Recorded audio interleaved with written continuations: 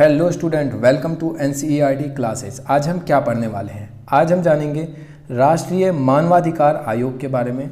National human rights commission establishment कब है इसका? 12 अक्टूबर 1993 में।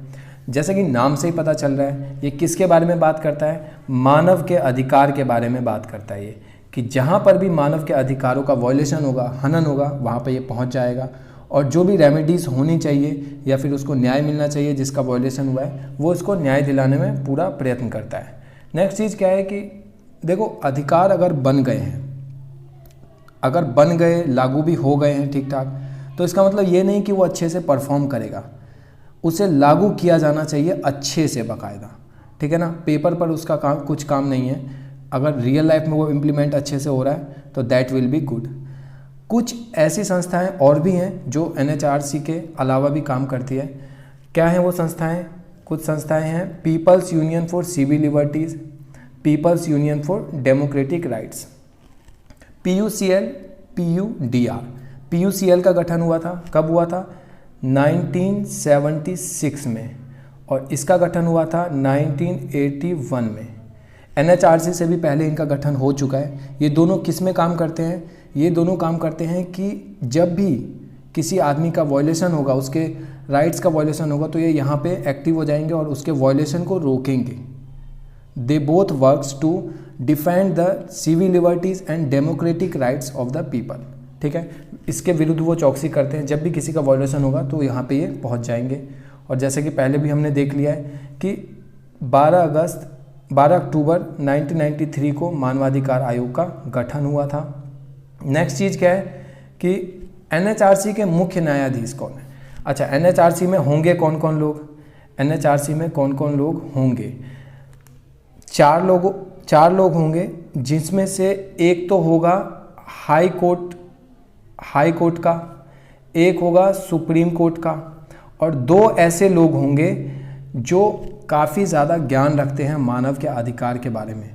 ज्ञान रखते हैं मतलब थोड़े विद्वान टाइप, जो पढ़े लिखे हैं, अच्छा खासा पढ़े हैं, जानते हैं, जिन्होंने एक्सपीरियंस किया है कि मानव के अधिकार को कैसे वायलेट किया जाता है, या फिर किसी को अगर वायलेशन हो गया है उसको न्याय दिलाना तो कैसे न्याय दिलाएं।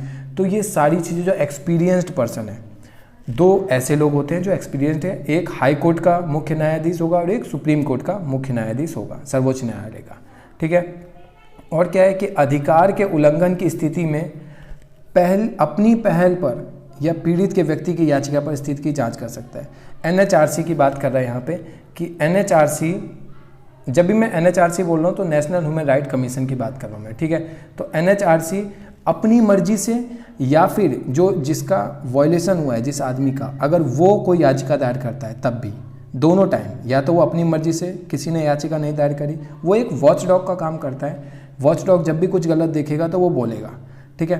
तो सेम चीज़ है यहाँ पर कि पीड़ित व्यक्ति अगर याचिका दायर करे तब, या फिर ना भी दायर करे तब भी, वो सिचुएशन पे जाके सिचुएशन की हालात का जायज़ा लेगा और जो भी रेक्टिफिकेशन करना होगा वो वहाँ पे जाके करेगा, ठीक है। विभिन्न जेलों में जाके, अब जैसे कि मैंने बोला, वो अपनी मर्जी से, अपनी पहल पर भी जा सकता है। तो जेल में तो उसको कोई कैदी बुलाने नहीं आ रहा ना, लेकिन जेल में जाके वो कैदियों की दशा भी देख सकता है कि कैदियों के साथ कुछ बुरा बर्ताव तो नहीं हो रहा, उनके रहने की जो जगह दे रखी है वो ठीक तो है, रहने लायक तो है। तो ये सारी चीज़ें वो अपने पहल के हिसाब से करता है और देखता है कि कुछ गलत हो रहा है सोसाइटी में, कि कहाँ, मतलब एक कैदी के भी कुछ अधिकार हैं, ठीक है। वो हमने इससे पहले पढ़ा हुआ है। अगर आपने नहीं देखा है तो मैं डिस्क्रिप्शन में लिंक दे दूँगा, वहाँ पर देख लीजिएगा कि एक कैदी के, या फिर जिस पे अभी आरोप है वो कैदी नहीं बना है, उनके भी अपने एक राइट्स होते हैं कि उनको एक ऐसे माहौल में रखा जाए जहाँ जीवन संभव है। उनको 2x2 के कमरे में रख दिया और फिर आप चाहते हो कि भैया ये तो कैदी है, तो ये संभव नहीं है। तो उनको एक ऐसे वातावरण में रखा जाए जहाँ पे लाइफ इज़ पॉसिबल। तो एनएचआरसी ऐसी जगह पे भी पहुँच जाता है जहाँ पे उसको ना भी याचिका दायर करी गई हो, वहाँ पे भी पहुँचता है, ठीक है। एनएचआरसी को स्वयं मुकदमा लड़ने तथा फैसले सुनाने का अधिकार नहीं है। अच्छा, पहुँचता है तो फिर तो ठीक है, पहुँच सकता है, लेकिन वो एक वॉचडॉग तक का ही काम करता है। वो खुद निर्णय नहीं ले सकता या अपने फैसले नहीं सुना सकता। यह सरकार या न्यायालय को अपनी जांच के आधार पर मुकदमा चलाने के लिए सिफारिश करता है।